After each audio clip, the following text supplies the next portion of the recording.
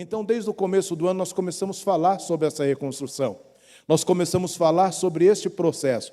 As manhãs aqui têm sido um momento que eu tenho aprofundado mais em algumas coisas, às vezes fica até pesado demais, assim, em algumas situações, porque realmente traz um esclarecimento. Às terças-feiras, nós estamos falando sobre igreja relevante de uma forma que tenha abrangido e aberto a nossa mente para o macro de Deus. E nos domingos nós estamos falando. Começamos falando sobre Esdras, falamos lá em Jeremias, depois falamos sobre Esdras, falando do retorno daqueles que estavam cativos na Babilônia, daqueles que Nabucodonosor tinha levado, e ao levar, destruiu o templo e destruiu também os muros da cidade de Jerusalém. Partindo desta premissa, nós trabalhamos 5 mensagens falando sobre esse retorno, aprendendo com Neemias aquilo que nós podemos aplicar nas nossas vidas, aquilo que nós podemos aplicar no nosso dia a dia e no nosso caminhar, para que no processo de reconstrução, seja das nossas famílias, seja da história das nossas vidas empresariais, da nossa vida material, da nossa vida de forma geral, nós podemos trazer a essência para cada um de nós. Hoje nós iniciamos uma nova série de mensagens. O tema ainda é processo de reconstrução, mas hoje nós começamos a estudar o livro de Neemias. E ao estudar o livro de Neemias, nós queremos aprofundar. E ao aprofundarmos em Neemias, eu quero pedir e rogar ao Senhor que Ele nos permita entender em Neemias algumas coisas que podem ser extraídas para a minha vida no dia a dia. Essa semana, quando eu estava lendo os capítulos 1, 2 e 3, que é os capítulos que nós vamos tentar hoje dirimir aqui com os irmãos, eu estava olhando e falando quanta coisa ainda vai ficando para trás. E a gente só vai, com o passar do tempo, podendo trazer e elucidar a cada um dos irmãos. Mas antes de chegarmos em Neemias, eu queria que você abrisse a sua Bíblia em Provérbios, capítulo 25, versículo de número 28. É o último versículo do capítulo 25 de Provérbios. E eu quero, à guisa de introdução, trazer para a sua mente uma colocação, porque nós precisamos entender esta colocação para que as nossas vidas caminhem num rumo. Diz assim: como cidade derribada que não tem muros ou muralhas, assim é aquele que não tem domínio próprio.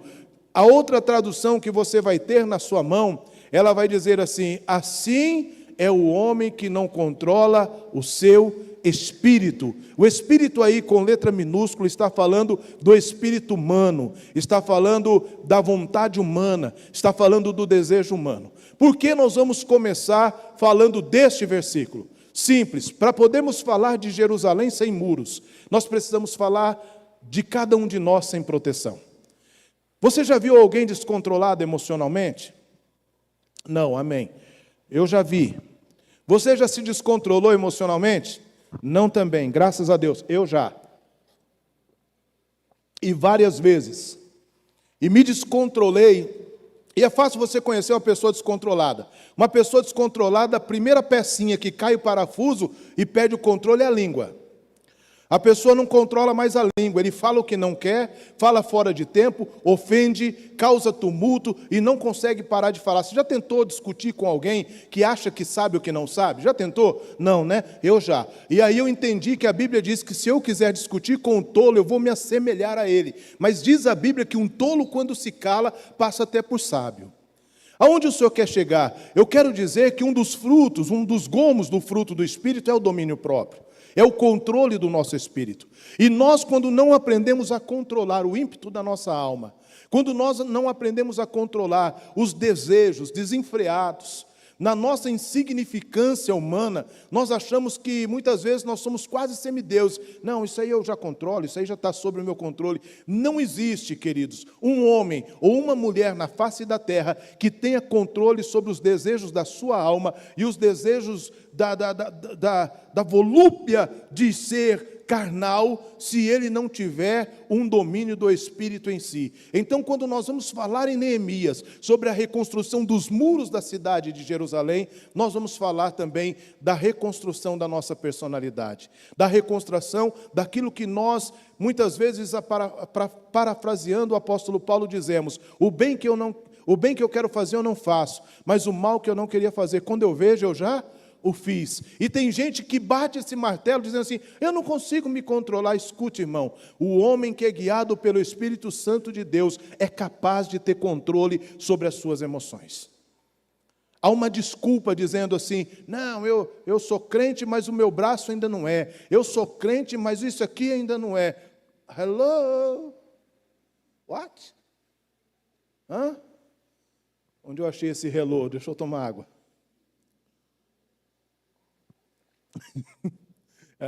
Eu prometi que eu vou ficar mais sério. Amém? Mas como eu também não me controlo muito, as promessas geralmente não são cumpridas nesse sentido. Queridos, aonde eu quero chegar? Nós temos Esdras dentro de tudo que nós tratamos, e se você não se recorda, assista às mensagens novamente. Esdras vem um povo com Zorobabel, depois vem um povo com Esdras, e eles estão reconstruindo o templo. E ao reconstruir o templo, eles estão reconstruindo o processo de adoração. Há um momento em que os samaritanos que estão miscigenados, misturados com alguns judeus, e que estavam ao redor de Jerusalém, começam a incomodar demais, começam a causar confusões demais no processo da reconstrução do muro. Na quarta mensagem eu falei, lá no capítulo 4 de Esdras, quando eles mandam cartas para Dário, e Dário determina que seja parado, cessado o processo de reconstrução. Então Esdras procura e vai falar, Zorobabel vai falar com Dário para que ele busque na jurisprudência que lá estava e encontra o decreto de Ciro, dizendo que ia ser reconstruído, e a reconstrução retoma. O detalhe é que ao retomar a reconstrução, algumas dessas pessoas estavam tão desanimadas que eles não queriam mais. Ficaram lá, ficaram parados. É nesse contexto que Ageu vai entrar em cena. Aquela frase que a gente usa erroneamente, dizendo a glória do segundo templo será maior que a primeira, não existe segundo templo. Deus está dizendo que a glória desta última casa, a glória deste último templo será maior do que a glória primeira. Lembram quando eu disse para vocês que lá havia um momento em que o povo, quando começou a colocar os alicerces do novo templo, os mais velhos começaram chorando, reclamando, porque ele não era tão suntuoso, ele não era tão majestoso quanto o primeiro.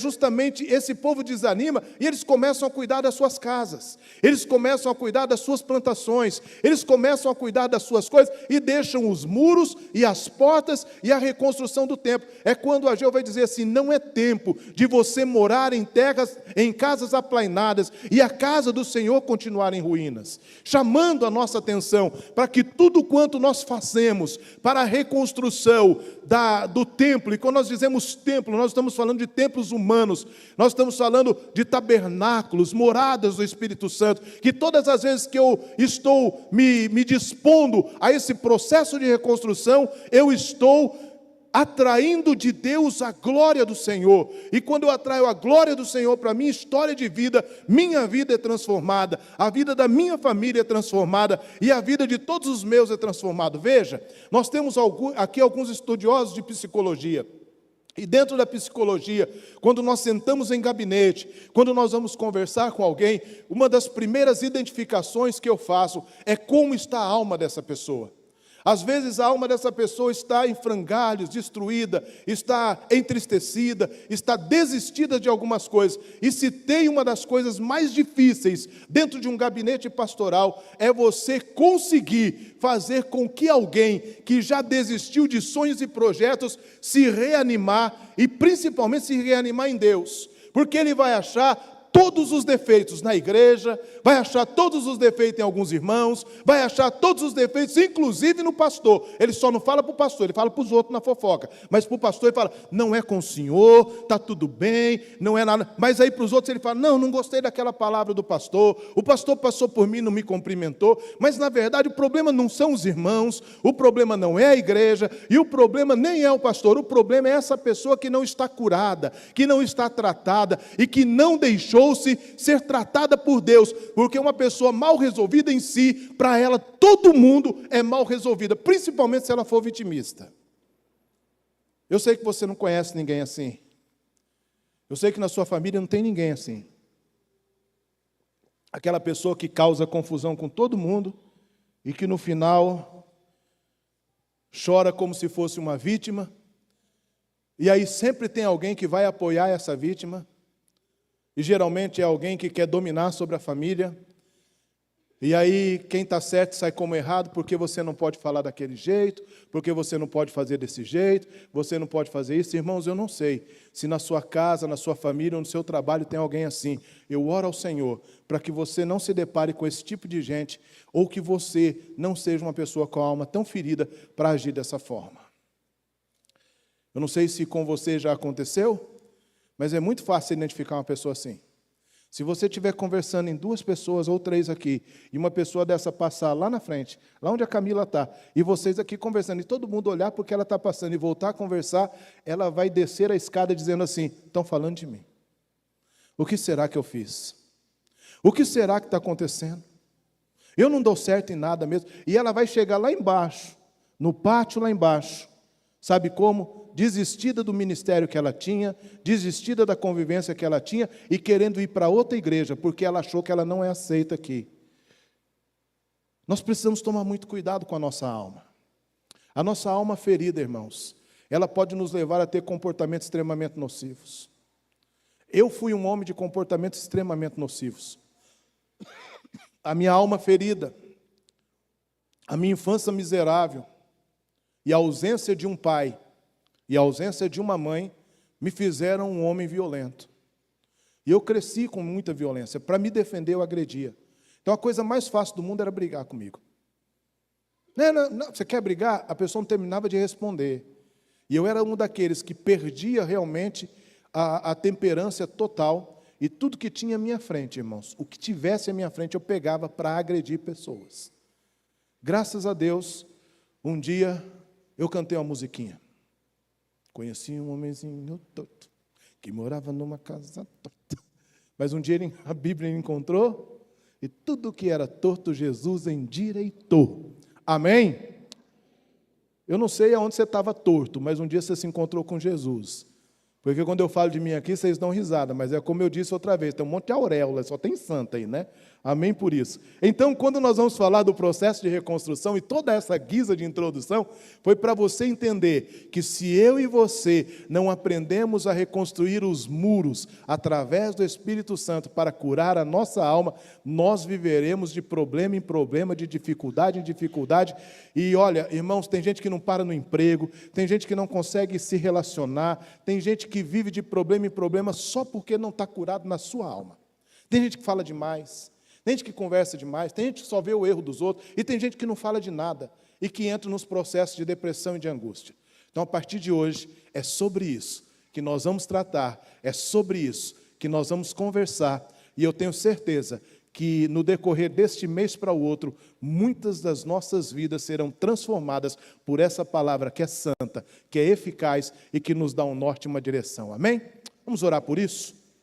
Senhor, eu quero em nome de Jesus, na hora em que nós começamos esse novo tempo, esse tempo de ensino através da sua palavra. Jesus, o Senhor é aquele que está de Gênesis a Apocalipse, e nós te pedimos em Neemias, seja o nosso consolador. Fale conosco, nos ministras, abre o nosso entendimento, para que nós possamos compreender a tua santa palavra, e nela, que é luz e vida para as nossas vidas, encontrar respostas acerca de tudo aquilo que nós estamos traçando e buscando para nós. Em nome de Jesus oramos, amém, e graças a Deus. A história de Neemias, então, é mais do que uma reconstrução física, é também uma reconstrução espiritual, que ele consegue em 52 dias executar aquilo que foi apresentado. Então, a partir de hoje, nós começamos essa jornada. Capítulo 1, do versículo 1 ao 3 de Neemias, começa nos trazendo uma notícia difícil. Eu espero que a introdução não tenha sido cansativa, pelo contrário, a sua glândula pineal, é isso? É. Ou seu córtex frontal foi aberto quando eu trouxe as primeiras informações, porque eu fiz você lembrar-se de pessoas E eu fiz você olhar para dentro de você para entender alguns comportamentos que você não gostaria de ter e tem. Infelizmente, nós precisamos ser tratados por Deus. Palavras de Neemias, filho de Acalias, no mês de Quisleu, no 20º ano, quando eu estava na cidade de Suzã. Veio Hanani, um dos meus irmãos, com alguns homens de Judá, então lhes perguntei a respeito dos judeus que escaparam e que sobreviveram ao exílio e a respeito de Jerusalém. E os que me responderam, eles me responderam, os restantes e os sobreviventes ao exílio se encontram lá na província. Estão em grande miséria e humilhação. As muralhas de Jerusalém continuam em ruínas e os seus portões foram destruídos pelo fogo. Então, versículo 4, quando ouvi estas palavras, eu me sentei, chorei e lamentei, por alguns dias fiquei jejuando e orando diante do Deus dos céus. A primeira percepção em Neemias é uma notícia triste. É uma notícia que causa para Neemias um pavor a ponto de que, se você puder ler, do versículo 5 até o versículo de número 11, lá na sua casa depois, esta oração é uma oração que eu e você deveríamos fazer. Então, como instrução para nós, a primeira coisa que eu vou aprender em Neemias é, diante de uma notícia, diante de uma circunstância, diante de algo que não é favorável ou chega a ser uma notícia triste, não pare. Não se conforme com aquilo que não está de conformidade com a palavra de Deus. Um casamento com problemas, filhos com problemas, uma saúde frágil, uma alma precisando ser tratada, problemas de ordem financeiras, problemas de desempregos e tantas outras áreas, elas não podem nos conformar e dizer assim, é assim mesmo, e ao seu tempo Deus vai fazer. Isso não pode ser conformidade, isso não pode nos conformar, porque o desejo de Deus para nós é completamente antagônico a esse tipo de coisa. O desejo de Deus é que eu e você, ao ouvirmos a sua palavra e colocarmos em prática, as portas se abram, a cura chega, a salvação alcance as nossas casas, e nós possamos ser tratados em nós, para que Deus trabalhe em nós, mas também trabalhe através de nós. Então Neemias nos dá um exemplo, ele não se conformou. Do versículo 1 ao 3 ele recebe a notícia triste, e ao receber a notícia triste, ele toma uma posição. A Bíblia diz que ele se abalou, abalado sim, mas desistido jamais. Abalados porque nós somos seres humanos, entristecidos porque somos seres humanos, choramos porque somos seres humanos, ficamos de luto porque somos seres humanos. Agora nós precisamos entender que aquele que nos guarda, que aquele que nos dirige, que aquele que nos chamou, que aquele a qual nós servimos, continua assentado no seu trono de glória. E assentado no seu trono de glória, à sua direita está Jesus Cristo, em pé, intercedendo pela minha vida, intercedendo pela sua vida, querendo fazer nós, cada um de nós, mais do que vencedores. Então nós não podemos dar permissão para que uma notícia triste, ou algo que não saiu de acordo com aquilo que queríamos, cause em nós uma inércia, um processo de paralisação, que a gente não vai mais caminhar. Tem gente que, porque não concordou com o pastor, ou não concordou com outro irmão, ou não concordou com o líder do ministério, sai da igreja, vai para casa e aposta da fé. E desiste de todas as coisas. E tem gente que fica esperando que o pastor vai lá trocar a fralda dele, vai lá dar mamadeira para adolescentes de 50, de 30, de 40 anos. Irmão, nós estamos falando de maturação, nós estamos falando de maturidade, nós estamos falando de uma vida de que, eu sei que nós não vivemos o carnaval, mas teve um hino de carnaval, um samba, sei lá como é que é o nome desse negócio, lá atrás que dizia, levanta, sacode a poeira e dá a volta por cima. Se você, como eu, não nasceu num berço cristão e ouviu Raul Seixas, deve ter ouvido, tente outra vez. Está desistindo por quê? Está jogando a toalha por quê? Vai parar por quê? Ah, porque o senhor não sabe a notícia que eu recebi. Irmãos, quando você olha para trás, tem gente em estado pior do que a notícia que chegou para você. Tem gente vivendo em situação muito mais inóspita do que a sua.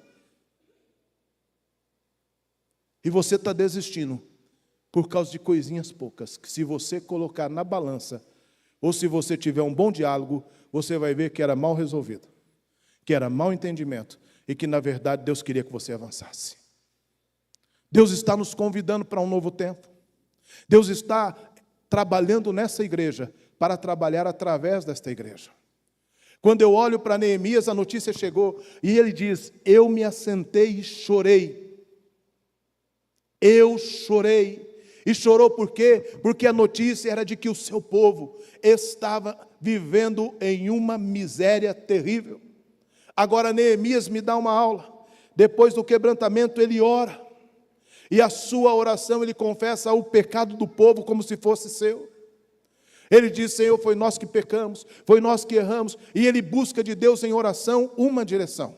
E ao buscar uma direção, é o segundo ponto que eu quero dizer para você: monte um planejamento, mas aguarde a hora certa de agir. Capítulo 2 começa nos dizendo assim: no mês de Nissan, no 20º ano de reinado de Artaxerxes, uma vez posto o vinho,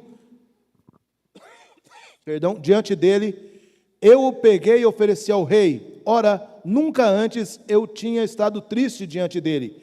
Então o rei me disse: por que o seu rosto está triste, se você não está doente? Isto tem de ser tristeza do coração. Então fiquei com muito medo e lhe respondi: que o rei viva para sempre. Como eu não estaria triste se o meu rosto, se a cidade onde onde estão sepultados os meus pais está em ruínas e os seus portões foram queimados. E o rei me disse: e o que é que me pede agora? Então orei ao Deus dos céus e disse ao rei: se for do agrado do rei e este servo encontrou favor em sua presença, peço que o rei me envie a Judá, a cidade onde estão os túmulos dos meus pais, para que eu a reconstrua. Então o rei, que tinha a rainha sentada do seu lado, me perguntou: quanto tempo vai durar a sua ausência? Quando você voltará? Marquei certo prazo ao rei, se deu por satisfeito e me deixou ir. E ainda disse ao rei: se for do agrado do rei, que ele me dê cartas para os governadores da região e do outro lado do Eufrates, para que me permitam passar e entrar em Judá, e também uma carta para Asaf, guarda da floresta do rei, para que me dê madeira para as vigas dos portões da cidade e do templo, para as muralhas da cidade, e para a casa que eu deverei me alojar. E o rei me deu o que eu pedi, porque a boa mão de Deus, ou a mão bondosa de Deus, estava sobre mim. A segunda lição que Neemias me dá é: ninguém consegue reconstruir a sua vida. Ninguém consegue reconstruir uma igreja. Ninguém consegue reconstruir a história de uma família. Ninguém consegue se reconstruir na vida sem organização. Irmãos, Neemias, depois da oração, se apresenta diante do rei. Eu quero trazer um temporal para você entender. Entre a notícia e esse dia que o rei vê Neemias triste, passaram-se 4 meses. A Bíblia diz que, quando ele recebeu a notícia, estava no mês de Quisleu, que corresponde aproximadamente a novembro e dezembro do nosso calendário. Quando ele vai falar com o rei, ele falou no mês de Nissan, que corresponde aproximadamente a março e abril. Então, durante 4 meses, Neemias montou um planejamento para poder voltar e reconstruir. Irmão, presta atenção. Tem muita gente querendo reconstruir a sua vida de qualquer jeito. Empurrando com a barriga. Esperando que a coisa dê certo. Tem muita gente querendo reconstruir sua vida financeira, continua gastando no cartão. Quebra o cartão até você conseguir reconstruir. Tem muita gente querendo reconstruir sua vida espiritual, participando somente do culto de domingo. Tem muita gente querendo reconstruir sua vida emocional, sem procurar um psicólogo, sem vir para um atendimento psicopastoral. Tem muita gente querendo reconstruir a sua história de saúde, sem pagar um preço de fazer uma boa dieta. Eu não estou falando de regime, estou falando de dieta alimentar. Eu vou ser bem escancarado aqui, eu não estou dizendo que eu sou contra, e eu acho que todo mundo tem esse direito, desde que se faça com sabedoria, procurando os médicos, procurando ou fazendo os seus exames. Mas até para fazer academia, uma pessoa precisa passar por exame para não infartar. Tem um monte de gente infartando nas academias, porque estão usando todo tipo de suplementos alimentares. Eu não sou contra a academia não, irmão, eu vou para a academia. Vou voltar para a academia agora, eu gosto, acho que todos nós precisamos fazer. Tem gente, o tal do Monjaro, que virou moda, e que tem os mais baratos por aí, está cegando pessoas, causando pancreatite num monte de gente, e dando um monte de problema. Porque as pessoas acham que é comprar caneta e aplicar. Continua comendo do mesmo jeito, dando problema do mesmo jeito. Eu tenho um amigo, que o seu filho tinha um problema de espinhas, e ele levou o filho, fez uns exames e começou a dar um medicamento para o menino. E numa noite eles saíram e o menino entrou em 2 pedaços de pizza, parou na UTI e quase morreu, porque não poderia comer nada daquele jeito. Então a gente precisa tomar muito cuidado. Eu tenho 55 anos, irmãos. Eu subo 54 degraus para chegar no apartamento. Às vezes eu paro no meio do caminho e dou uma respirada. Eu já decidi que eu vou colocar agora cadeira no meio do caminho, que é para sentar.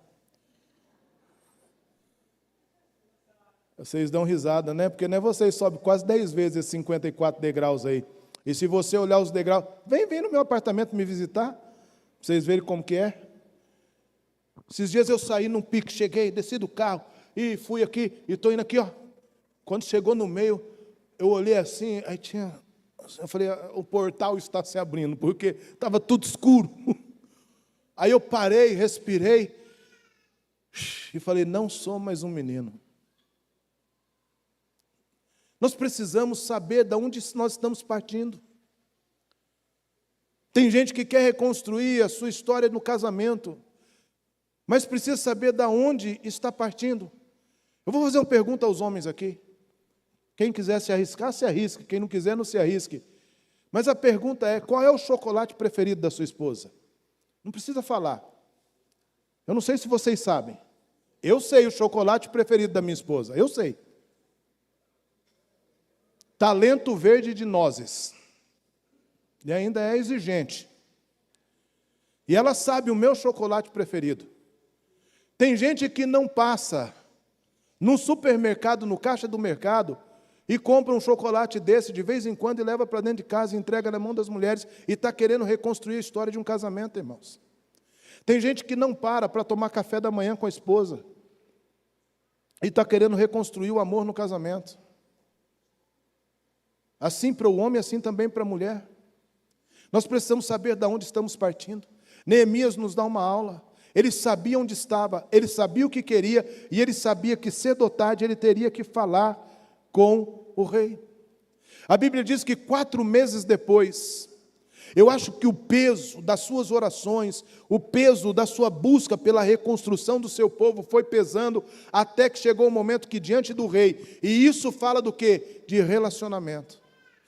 Você que não conhece uma pessoa, você não sabe quando ela está triste ou não, quando ela está brava ou não. Agora em casa, eu sei quando minhas filhas estão bravas, quando elas não estão bravas, elas sabem quando eu estou bravo, basta um olhar meu, elas sabem o que eu estou querendo dizer. Se eu daqui der um olhar assim, elas já sabem por que eu estou olhando, elas sabem. Porque isso fala de relacionamento. O copeiro do rei era uma posição nobre, o que nos abre um outro adendo. Neemias estava numa posição nobre, Neemias estava numa posição confortável, Neemias estava numa posição que ele nunca mais passaria perrengue nenhum na vida, não passaria nenhuma dificuldade, porque ele estava junto do rei, e tudo que é claro, que se envenenasse o rei, ele ia morrer primeiro, mas tudo bem, mas a posição era boa, para quem tinha nascido, porque pela idade de Neemias, o apontamento é que ele tenha nascido no processo dos 70 anos do cativeiro. Para quem nasceu no cativeiro, para quem tinha tudo para ser só mais um escravo, ser copeiro do rei era estar numa posição extremamente nobre. Agora, irmãos, eu e você, numa posição dessa, arriscaria deixar tudo isso para ir reconstruir os muros e cercado de inimigos? Você teria essa coragem? Neemias nos dá uma aula de empatia, nos dá uma aula de eclésia, como o Marcelo disse, de pensar para fora, de olhar para os outros, de ter um coração de compaixão e de graça, um coração de amor e de misericórdia. Ele deixou a sua posição para estar indo ajudar o seu povo. Neemias está nos instruindo a podermos pensar mais para fora do que para dentro. Irmãos, eu tenho uma alegoria que diz que nós devemos ser canudinho de Deus. Quantos aqui já tomaram refrigerante e canudinho? Amém, todo mundo, glória a Deus por isso. É impossível que tenha alguém aqui que nunca tenha tomado um refrigerante de canudinho, um suco de canudinho, alguma coisa de canudinho. Mas se tem, amém por isso, né? Mas o canudinho, quando você vai tomar, quem toma o seu refrigerante, o seu suco primeiro? O canudinho. Quando eu sou um canudinho de Deus para a vida dos outros, a bênção passa primeiro por mim. Amém? Espiritual pra caramba isso, né? Deixa eu tomar água.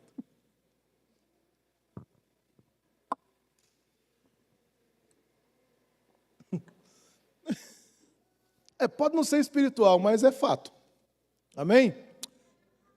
Olhando para Neemias, quando o rei olha para ele, irmãos, ele está pronto. Ele está pronto.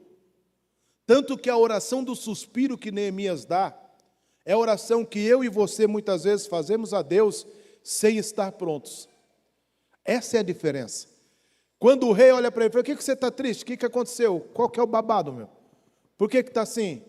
Você nunca teve assim? Eu estou vendo que essa tristeza aí não tem nada a ver com doença, porque você não está doente. Porque se ele tivesse doente, ele não podia atender o rei. Eu sei que você não está doente. Isso aí é coisa do coração. Ele respira. Oh, Deus, me ajuda nesse momento. Você nunca fez essa oração, né? Amém. Graças a Deus por isso. E que bom que você já fez essa oração, porque a Bíblia diz que a palavra ainda não chegou na nossa boca e Deus já conhece toda. Tem hora, irmão, que tudo que nós temos é a oração do suspiro. Deus, o que eu faço agora? Se nós temos vida de comunhão, vida de jejum e vida de oração constante, Deus nos dará uma resposta. É o que eu aprendo com Neemias. Ele pede a Deus essa direção. E aí ele diz para o rei, ele tem coragem de dizer ao rei, dizendo assim, como eu vou estar contente se a casa, a família e o meu povo e a cidade onde está o sepulcro dos meus pais está em ruína.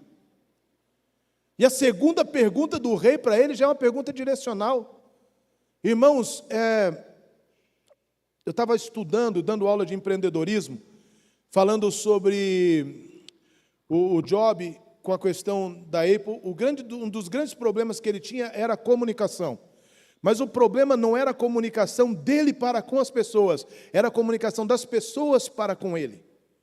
Tem muita gente que diz que ele era o sem educação, não, e ele faz uma afirmação que ele não é o sem educação. Ele diz que ele não tinha tempo para perguntas tolas. Ele não gostava de perder tempo, então ele tinha um network de 5 minutos. Você tinha 5 minutos para fazer para ele uma pergunta e uma réplica da resposta que ele te dava em 5 minutos. E aí, se ele depara com prolixo, o prolixo demora 15 minutos para fazer a pergunta e não faz.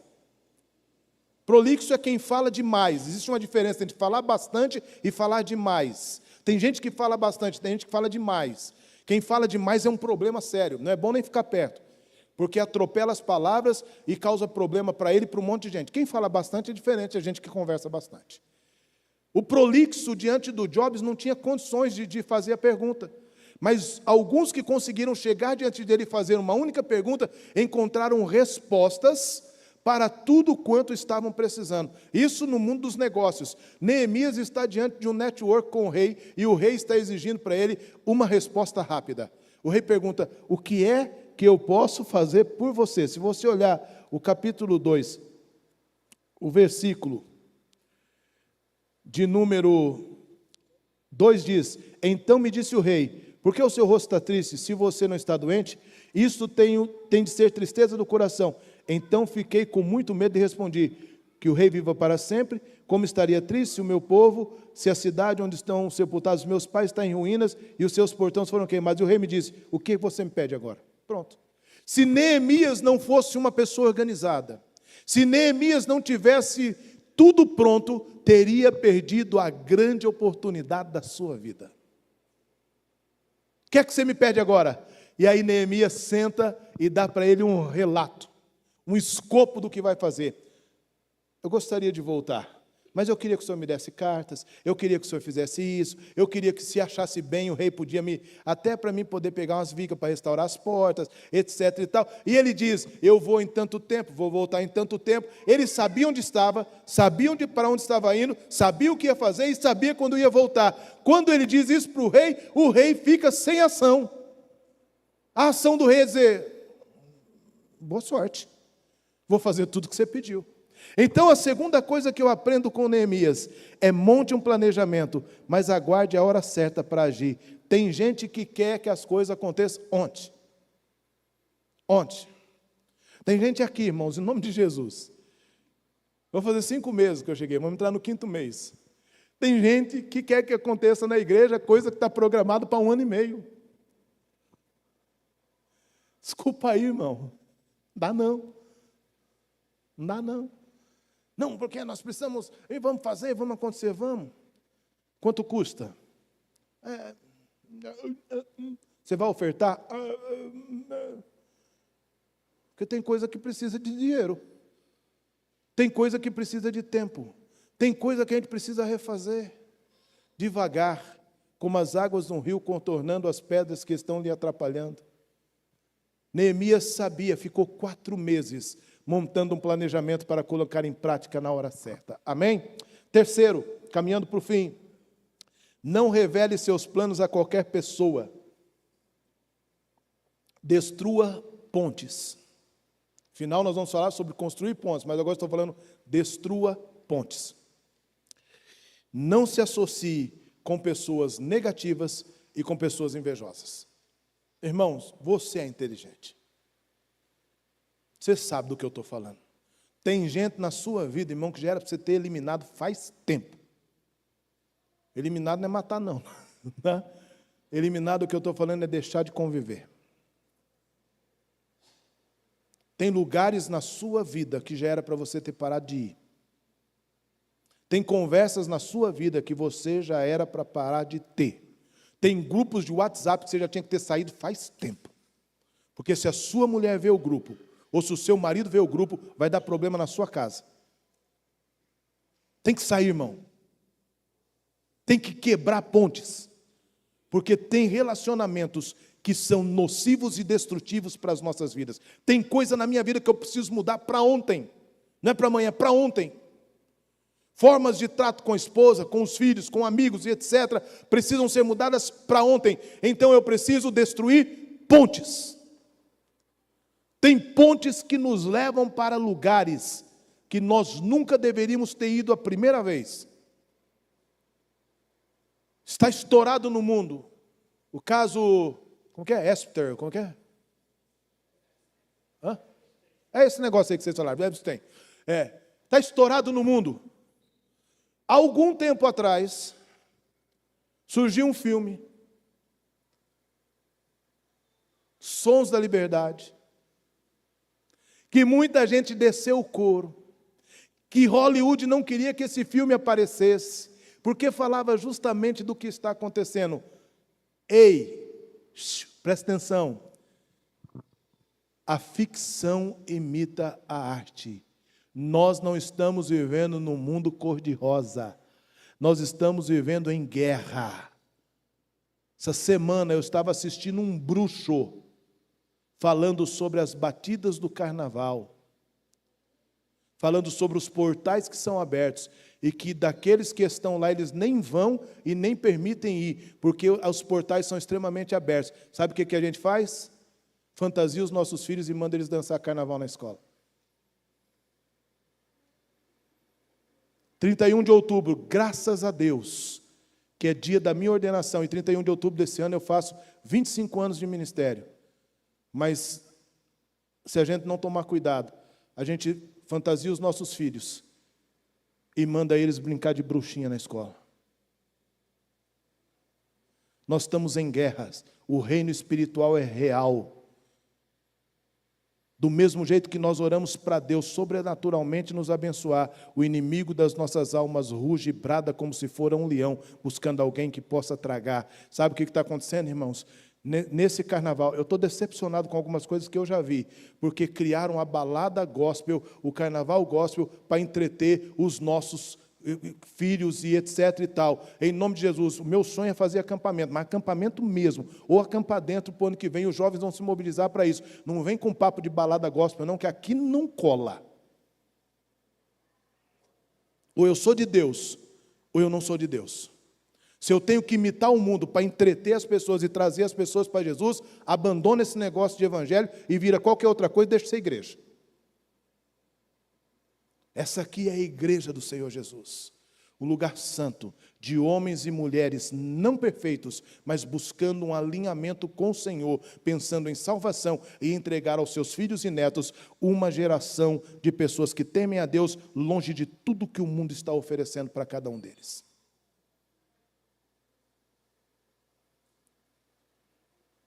Falei hoje de manhã, sou professor, e por um período eu dei aula em alguns presídios.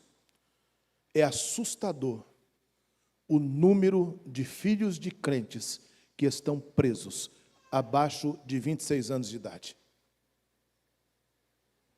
Porque em casa abriram-se as brechas e não permitiram ser radicais. Não estou falando de ser radical ao ponto de blindar e de não deixar ver nada. Não é isso, não. Você é inteligente. Você sabe do que eu estou falando. Mas se você puder, evite que o mundo adentre a sua casa. É como eu disse aqui outra hora. A menina chegou para mim e falou: pastor, em quem que o senhor vai votar? Falei: eu não gosto de discutir política, não é a minha praia. Nós estávamos em campanha política municipal. Ela falou: não estou falando não, é porque hoje tem paredão no Big Brother.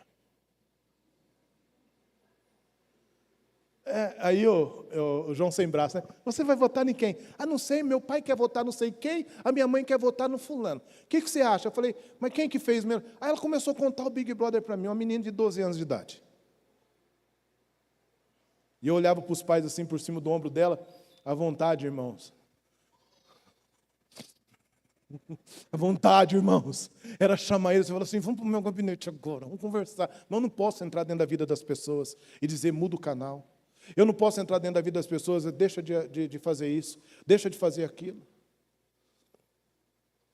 Uma vez alguém me perguntou: beber é pecado, pastor? Eu falei: depende. Quando eu falei depende, o sorriso abriu. Por que depende? Eu falei: depende. Você quer o seu filho, quando ele for para a faculdade, envolvido com bebida e drogas ou não? Lógico que não. Então, toda vez que ele estiver bebendo na mesa da sua casa, ele acha que ele tem direito de beber na faculdade. O problema não está se é pecado ou não. O problema está em bom senso. Cuidado com as pontes que estão te levando a práticas, a conversas, a atitudes e a pensamentos que não comungam com a palavra de Deus. Aonde eu aprendo isso? Capítulo de número 2 vai dizer que Neemias foi. Mas o versículo 11 diz: então cheguei a Jerusalém, depois de esperar 3 dias, me levantei à noite, junto com os poucos homens que estavam comigo, não declarei a ninguém que o meu Deus havia posto no meu coração que havia de fazer em Jerusalém. Não havia comigo animal algum, a não ser o que eu montava. De noite saí pelo portão do vale, em direção à fonte do dragão, ao portão do monturo, e inspecionei as muralhas de Jerusalém, que estavam em ruínas, e cujos portões tinham sido destruídos pelo fogo. Passei também pela fonte do tanque do rei, mas não havia lugar por onde o animal que eu montava pudesse passar. Subi à noite pelo vale, sempre inspecionando as muralhas. Voltei, entrei pelo portão do vale e fui para casa. O que está dizendo? Está dizendo que Neemias, com poucos homens, inspecionou tudo quanto ele devia fazer. Eu digo sempre uma frase: passarinho que acompanha morcego levanta de ponta cabeça. Corte pontes. Se associe com gente que quer o seu bem. Com gente que põe o dedo na sua ferida e fala: você precisa mudar isso aqui, você está errado. Se você fizer isso aqui, está errado isso aqui. Está errado. Sente com amigos de verdade, que te instruam verdadeiramente. Não revele os seus planos a qualquer pessoa. Já dizia o nosso amigo José. José de Judá. José de Jacó. Porque a gente tem o costume de chamar José do Egito. José não era do Egito. Por isso que ele pediu para tirar os ossos dele de lá, quando Moisés fosse trazer o povo. Ele disse: certamente Deus vos visitará Eu fui mandado para cá pelos meus irmãos, assim, assim, assim, para cumprir a palavra de Deus. Mas quando vocês forem embora, leve os meus ossos daqui, porque ele sabia que o Egito e o deserto não é lugar de filho de Deus. Cuidado com quem você está abrindo seus tesouros. Irmão invejoso tem em todo lugar, até na igreja. Tem, irmãos. Desculpe a franqueza, tem. Não deveria ter, mas tem. Até na família. Mas claro, como eu ia dizendo, só acontece comigo. Eu gostaria de fazer isso, eu gostaria de estudar aquilo. Imagina, você. O dia que eu fazia touro mecânico, e alguém chegou para mim e falou assim, nossa, você tem uma caixinha com as aberturas? Eu falei, tenho. Eu falei, eu vou ser locutor de rodeios. Você, de Caiuá, irmão, Caiuá está grande agora, tem 6.000 habitantes, imagina quando era pequeno. Você, daqui, vai ser locutor de rodeios? Isso aí não alcança nós não, que não sei o que lá, só fui 3 vezes o melhor do Brasil. Tem um nome e um respeito dentro das arenas até hoje, que quando você diz o nome Bob Machado, eles sabem quem eu fui.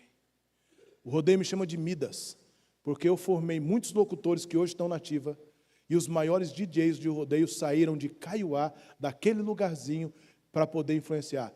A propósito, foi alguém que disse, pode vir alguma coisa boa. Da onde? Da onde? Irmão, vocês leem Bíblia, né? Amém? Glória a Deus.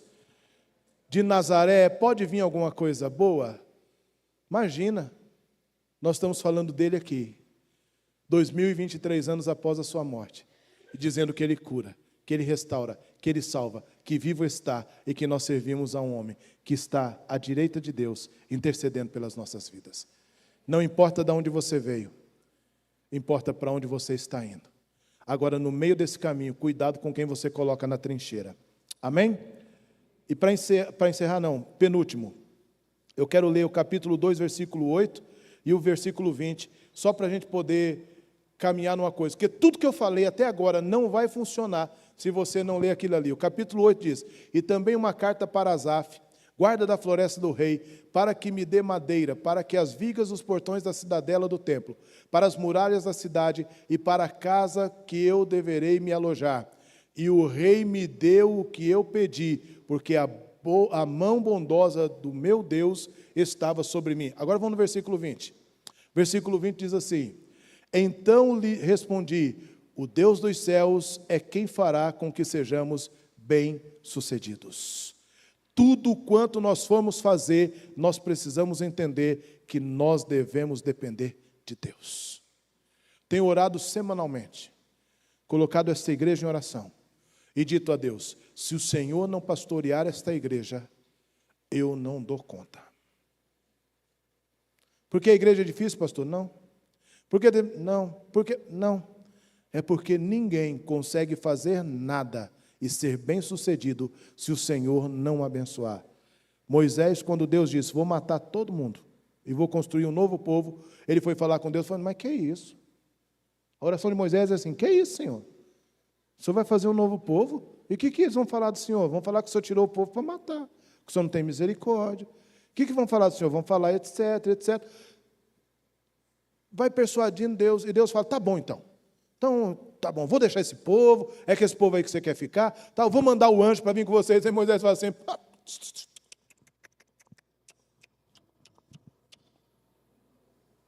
não funciona. Aí eu imagino que Deus olha para ele e diz, o que é, Moisés, agora? Se o Senhor não for comigo, se a sua presença não estiver comigo, não me faça sair deste lugar. Todas as manhãs para o seu trabalho, para onde quer que você vá, o que você for fazer, independente do que seja, você precisa dizer, se a tua presença não estiver comigo, não me faça me mover para este lugar. Amém? Muitas das nossas orações são assim, Senhor, eu estou indo lá naquele serviço, fazer aquele negócio, me abençoa. Mas não perguntamos se é vontade, se é desejo e o que Deus tem de propósito para nós. É muito mais importante sabermos se Deus está indo conosco, está nos enviando, do que ir e depois pedir para Ele abençoar. E para encerrar, dependa de Deus, como eu disse agora, mas coloque a mão na massa. O capítulo 3 é um capítulo que você deve ler olhando os meandros que estão dentro dele. Porque a Bíblia vai dizer no capítulo 3 de Neemias, que ele foi separando, porque aqui em cima, no capítulo 2, versículo 17, ele diz: vocês estão vendo a miséria que em nós estamos, Jerusalém em ruínas e os portões destruídos pelo fogo.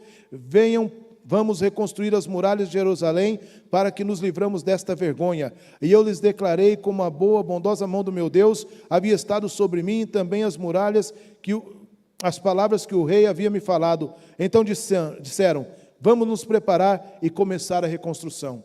Neemias sai com poucas pessoas, faz a inspeção, os magistrados vão perguntar para ele o que é para fazer, e ele apresenta as ruínas, o problema e desafia o povo para a reconstrução. Detalhe: cada um dos sacerdotes, perfumistas, ourives, levitas e aqueles que ali estavam, morando em determinados lugares, repararam a parte do muro e repararam a porta que estava perto das suas casas. Sabe o que isso significa? Significa que se eu fizer a minha parte, e você fizer a sua parte, e o irmão do lado fizer a parte dele, e o outro irmão fizer a parte dele, e o outro irmão fizer a parte dele, sabe o que vai acontecer? Nós completaremos toda a obra de restauração nas nossas histórias de vida. Sabe o que significa? Que se você na sua casa, marido, fizer a sua parte, se você, esposa, fizer a sua parte, significa que se você, filho, fizer a sua parte, se você, pais, fizerem a sua parte, sua família entrará no eixo em pouco tempo. Pastor, mas eu sou sozinho, eu sou sozinha. Cerque-se de boas pessoas, cerque-se de bons amigos, faça a sua parte e deixe o Deus com o resto. Deus quer restaurar, mas é nós quem temos que colocar a mão na massa. Eu falava esses dias, tem gente querendo que Deus abençoe ele no serviço. Levanta às 11 horas da manhã, não imprimiu um currículo, faz uns currículos feios, miseráveis, que é uma coisa de louco. Quando você olha para aquele currículo, a vontade é não dar o emprego. De qualquer jeito, com os garranchos, escrevendo, às vezes até com a mão. Eu dando aula para os meninos de empreendedorismo, nós tínhamos uns 5, 6 alunos lá, que iam nas outras aulas à noite no ETEC, para poder fazer o currículo para as pessoas que não sabiam fazer o currículo, para deixar o currículo bonitinho, para deixar o currículo... Não é mentir no currículo, não, que tem gente que mente também no currículo. Se é crente, mentiu no currículo, você já está com problema. Já está abrindo uma porta debaixo de mentira. Mas faz um currículo bonitinho, põe uma fotinha atual. Né? Tira uma fotinha, passa um perfume para tirar foto, faz um trem diferente. É verdade, irmão, a gente tem que fazer alguma coisa. Tem gente que quer trabalhar... Gente, tem gente que quer trabalhar e fala assim: eu quero um serviço. Aí a pessoa chega e fala assim: ó, lá tem para serviços gerais lá, mas tem, daqui 3 meses vai ter para quem está lá dentro, talvez consiga um cargo melhor. Não, serviço geral eu não quero. Ô, meu irmão, se a pessoa está desempregada, ela precisa querer trabalhar, ela não tem que escolher serviço. O meu maior talento sempre foi a voz. Eu fui 3 vezes melhor do Brasil como locutor de rodeio. Eu fui radialista, eu sou jornalista em rádio. Eu trabalhei com isso muito tempo. Mas sabe como que eu já ganhei a janta da minha casa? Fazendo porta de loja. Escute o que eu vou falar. É só amanhã mesmo, aí você já sabe o que eu vou falar. Você pode encontrar essas promoções. Eu já ganhei a vida assim, gravando spot. Eu já ganhei a vida assim, irmãos. Você que está cansado, sobrecarregado, você que não suporta mais a derrota na sua vida financeira, nesta sexta-feira, a boa mão de Deus está aqui, gravando para essas igrejas. Eu já ganhei a vida assim, mas eu também já ganhei a vida assim. Você que está passando aí pela rua, vamos chegando para cá, aqui nós estamos com as grandes promoções. Hoje, mais do que nunca, você compra aqui na loja tal, com grandes ofertas e grandes promoções. Vamos chegando, porque aqui você vai encontrar, olha, você pode parcelar o seu colchão em 10 pagamentos. Em 10 pagamentos sem juros. Esta é a nossa promoção. Eu já ganhei a vida assim. Eu já fiz isso. E sabe o que eu ouvi em alguns desses casos? Alguém dizendo assim: eita, Bob, que me chamavam de Bob, faliu, hein? Falei nada, irmãos. Porque quando eu chegava em casa, tinha comida para as minhas filhas. Quando eu chegava em casa, tinha comida para os meus filhos. Os meus aluguéis eram pagos, a minha água era paga e a minha luz era paga. Trabalhar nunca foi motivo de vergonha para ninguém. Para ninguém. Ser pastor integral, para mim, é um desafio. Eu estou agoniado, irmãos. Eu já descobri onde são as diretorias de ensino da cidade, que eu já estou querendo pegar umas aulas. Estão entendendo? Porque é desesperador. Nós precisamos, irmãos, Deus quer fazer, mas nós precisamos colocar a mão na massa. Unidade de trabalho, fecha a lista dos líderes da família que reconstruíram, cada um debaixo da sua seção, cada um fazendo o seu pouquinho, e Deus fazendo a grande obra através deles. Foi por isso que Neemias reconstruiu em 52 dias, porque todo mundo, com a voz uníssima, colocaram a mão na massa. Nós vamos ver no decorrer disso, que até os inimigos foram vencidos, porque eles perseveraram na palavra do líder, mas perseveraram na unidade. Nós precisamos ter exemplo de dedicação. E aí, por último, lembra que eu mandei você destruir pontes? A fala agora é construa pontes, que é o tema dessa noite. Neemias construiu pontes com o seu rei, construiu pontes com os seus líderes, construiu ponte, e a Bíblia diz que até com a mulher do rei que estava sentado lá do lado, ele tinha o respeito deles. Foi por isso que o favor de Deus o alcançou. Neemias inspecionou com poucos homens, mas quando apresentou aos magistrados, aos sacerdotes, aos levitas, aos ourives, aos perfumistas, o planejamento da reconstrução, todos disseram: nós vamos entrar nessa peleia contigo, nós vamos entrar nessa jornada contigo, porque ele construiu pontes. Tem gente que não sabe construir pontes, não sabe baixar a guarda, acha que está certo o tempo todo e que é dono da cocada branca, acha que é a última bolacha do pacote, a última Coca-Cola do deserto. Quero te dar duas notícias: Coca-Cola no deserto esquenta e a última bolacha do pacote geralmente está quebrada. No seu pacote da sua bolacha, o meu geralmente está quebrado.